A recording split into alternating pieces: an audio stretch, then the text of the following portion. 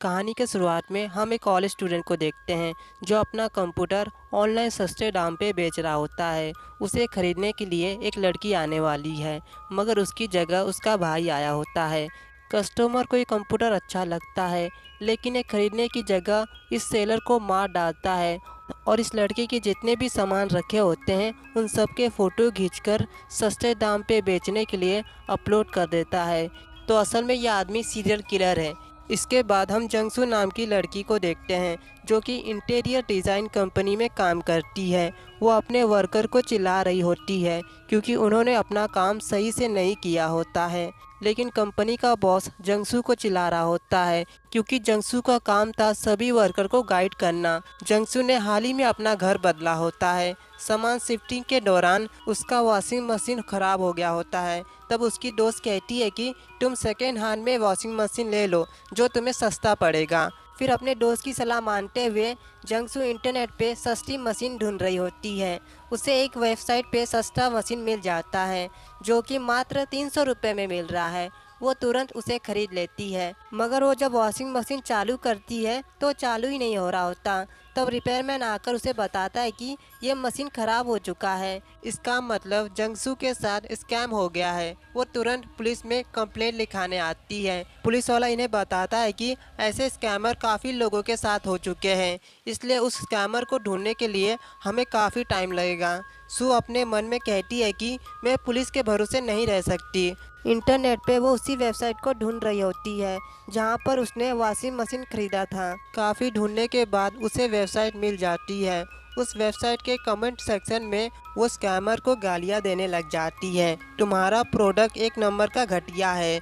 पर वो नहीं जानती कि जिस स्कैमर को गालियाँ दे रही है वो असल में सीरियल किलर है।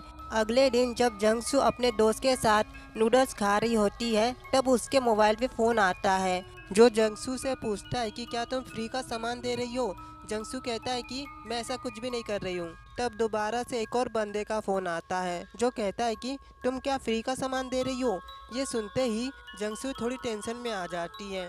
फिर रात के समय जंगसू के घर पर 2-3 डिलीवरी बॉय आ जाते हैं, लेकिन जंगसू ने किसी भी खाने का ऑर्डर के लिए फ़ोन नहीं किया था, यानी ये सब वो स्कैमर कर रहा है। तब जंगसू तुरंत पुलिस स्टेशन में आ जाती है।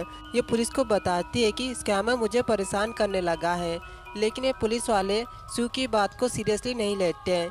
ये पुलिस डिटेक्टिव इन्हें कहते हैं कि आप घबराइए मत, हम उस स्कैमर को ढूंढ के ही रहेंगे। इसके बाद जंगसू अपने घर आ जाती है, लेकिन वो देखती है कि उसने जो पेपर दीवार पे चिपकाया था वो वहाँ पर है ही नहीं। उसमें लिखा था कि डिलीवरी बॉयज नॉट अलाउड, यानी जंगसू के घर पर कोई आया था। फिर यहाँ पर डिटेक्टिव सुंग आ जाते हैं जो यहाँ की सीसीटीवी वीडियो देखने लगते हैं, पर उन्हें कोई भी सुराग नहीं मिलता। फिर यहाँ दोबारा से डिलीवरी बॉय आ जाते हैं। अब जाकर डिटेक्टिव थोड़ा सीरियस होते हैं। रात के समय जंगसू के डोर के सामने कैमरा लगा दिया जाता है, लेकिन अभी तक वो स्कैमर जंगसू को परेशान कर रहा होता है। फिर रात में जब जंगसू सो रही होती है तब दरवाजे पे एक आदमी आ जाता है, जिसे देखकर वो काफ़ी ज़्यादा डर जाती है। ये आदमी कहता है कि मुझे आपके बॉयफ्रेंड ने यहाँ पर बुलाया था आपके साथ रात बिताने के लिए। वो तुरंत पुलिस स्टेशन में फ़ोन लगा कर कहती है कि मेरे घर पर एक अनजान सा आदमी आ गया है। तब अचानक से घर में शांति छा जाती है। वो स्कैमर मैसेज करके कहता है कि 5 मिनट में मेरे अकाउंट में 10 लाख भेज दो, फिर मैं तुम्हें और परेशान नहीं करूँगा। मगर जंगसू ऐसा नहीं करती। तब दोबारा से एक और आदमी आकर ज़बरदस्ती दरवाज़ा खोलने लग जाता है, पर सही वक्त पर यहाँ पर डिटेक्टिव सुंग आ जाते हैं जो इस आदमी की पिटाई कर देते हैं। फिर इस आदमी को पुलिस स्टेशन में लेकर आ जाते हैं। यह आदमी बोलता है कि मुझे मैसेज करके कहा गया था कि इनके साथ रात बितानी है। इसके बोली से लगता है कि यह आदमी एक नंबर का ठरकी है। फिर जंगसू इन्हें बताती है कि क्या हम वहाँ पर नहीं जा सकते जहाँ पर स्कैमर ने वॉशिंग मशीन को शिफ्ट किया था। सुंग कहता है कि मैं वहाँ पर गया था। उस जगह पे एक मकान है जहाँ पर एक स्टूडेंट रहा करता है, लेकिन वो कुछ दिनों के लिए बाहर गया है। उसके परमिशन के बिना हम उस घर को छानबीन नहीं कर सकते। तब सुंग की नज़र जंगसू के कांपते हुए हाथ पे जाती है। वो काफ़ी ज़्यादा डरी होती है, इसलिए स्टूडेंट के घर पर छानबीन करने आ जाते हैं। मकान मालकिन इन दोनों को उस लड़के के कमरे में ले आती है। ये तीनों देखते हैं कि ये घर पूरी तरह से खाली होता है, यहाँ पर कोई भी सामान नहीं होता। मकान मालकिन को लगा कि वो लड़का बिना किराए दिए घर से भाग चुका है। तब सुंग देखता है यहाँ पर एक फ्रीजर पड़ा है। जैसे ही वो उस फ्रीजर को खोलता है उसकी आंखें फटी की फटी रह जाती है। अंदर उस लड़के की डेड बॉडी पड़ी होती है। फिर यहाँ पर काफ़ी सारी पुलिस आ जाती है जो इस डेड बॉडी को अपने साथ ले जाती है। डेड बॉडी देखकर सू काफ़ी ज़्यादा डर गई होती है, कहीं उसका भी हाल इसी की तरह ना हो जाए। जब वो अपने घर पे आती है तो तभी यहाँ पर सू के बॉस आ जाते हैं जो सू को बताते हैं कि तुम्हें डरने की ज़रूरत नहीं है, मैं जानता हूँ कि ये सब से तुम काफ़ी ज़्यादा परेशान हो चुके हो। सू इन्हें जाने के लिए कहती है मगर ये ज़बरदस्ती घर के अंदर आने लगते हैं। सू तुरंत अपने घर का दरवाज़ा बंद कर देती है, लेकिन ये चक्कर में बॉस का हाथ कट जाता है। बॉस को काफ़ी गुस्सा आ रहा होता है, वो उसे चिल्लाकर यहाँ से चला जाता है। सू के घर के अंदर कोई आया था जिसने सामान को इधर से उधर कर दिया है और मॉनिटर भी चालू होता है, यानी यहाँ पर सीरियल किलर आया था। ये पुलिस वाले उसका फिंगरप्रिंट ढूंढने की कोशिश करते हैं पर इन्हें कोई भी फिंगरप्रिंट नहीं मिलता। वहीं दूसरी तरफ हम सू को अस्पताल में एडमिट देखते हैं। वो उस स्कैमर से काफ़ी ज़्यादा डरने लगी है। स्कैमर उसके हर सपने में आकर उसे डराने लगता है। घबराने से सू की तबीयत खराब होने लगी है। उसकी दोस्त और डिटेक्टिव सू उसे समझाते हैं कि तुम्हें ज़्यादा टेंशन लेने की ज़रूरत नहीं है, नहीं तो तुम्हारी तबीयत और भी ज़्यादा ख़राब हो जाएगी। अगले दिन सू अस्पताल से डिस्चार्ज हो जाती है। टैक्सी करके वो अपने घर जा रही होती है पर वो स्कैमर दोबारा से परेशान करने लग जाता है।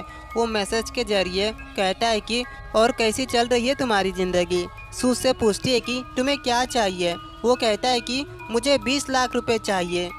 20 लाख? वहीं दूसरी तरफ पुलिस स्टेशन में डिटेक्टिव खां को पता चलता है कि वो स्कैमर हमेशा डिलीवरी बॉय बनकर सू के घर पर आया करता था। ये सारी बातें सुंग को बता रहा होता है मगर सुनने से पहले सीरियल किलर आकर उसे बेहोश कर देता है। फिर वो सू के घर की तरफ बढ़ने लगता है। सू के घर पर पहले से ही बॉस फूल लेकर आया होता है। असल में वो सू से काफ़ी ज़्यादा प्यार करता है पर वो गलत टाइम पे आ गया है। यहाँ पर सीरियल किलर भी आ जाता है। बॉस कहता है कि तुम ही है ना जो मेरी प्यारी सू को परेशान करते हो, तुम्हारे पास और कोई काम धंधा नहीं है क्या।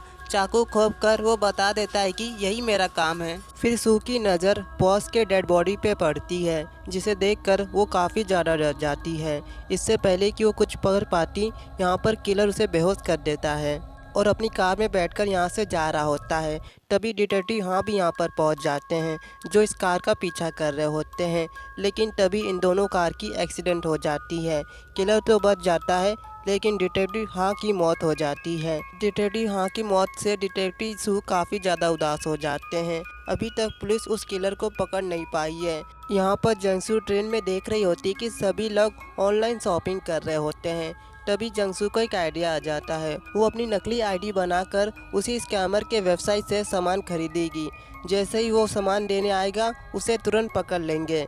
जंगसू अपना चेहरा बदलकर अपने सामान को लेने जा रही होती है मगर वो किलर अचानक से उसी के सामने सामान देने आ जाता है। उस किलर को सामने देख जंगसू काफ़ी ज़्यादा डर जाती है।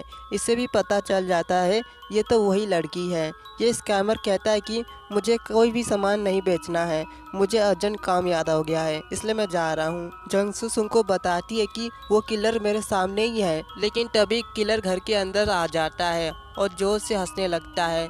तुमने क्या सोचा कि तुम मुझसे बच पाओगी।